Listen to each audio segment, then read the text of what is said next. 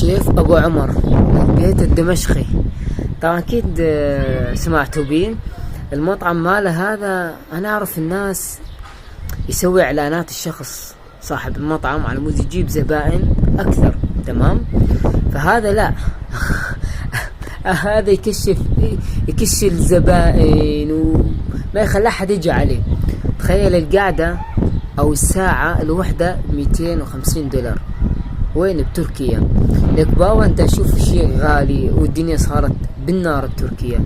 انت جاي قد ما جالك تغلي بالاكل 150 اللفة و200 مدري شنو وما اعرف شنو، ولا والناس تروح تاكل عنده يعني مستمرة. اقولكم ايش بيكم انتو؟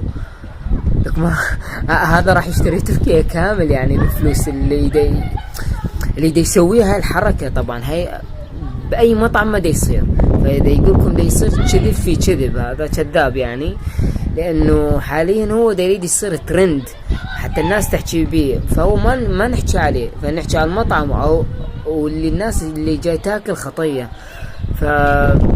فبالنسبة لي روحوا على دكاكين اللي الناس البسيطة فاشتروا اكلوا عنده احسن من هذا ذب فلوسك على شغلات ما تسوى وغالية يعني على رخيصة. فبطل عيني بطل. شنو الناس وين عايشة تدمر وبالزور عم يجيبون الليرة وانت لحد الساعة تغلي وتصعد واكثر واكثر ولا ويقول عادي ما بيه شيء. صديق كذي انت وين لقيت هاي الكلاود؟ بس افهم بابا سد بطعمك سده او خلال مدة معينة ما راح تلقى احد اصلا بمطعمك، راح ترجع راح تشيل اكل وهاي كله راح يجيف عندك. اوكي والله يابا عجيب غريب هذا الانسان.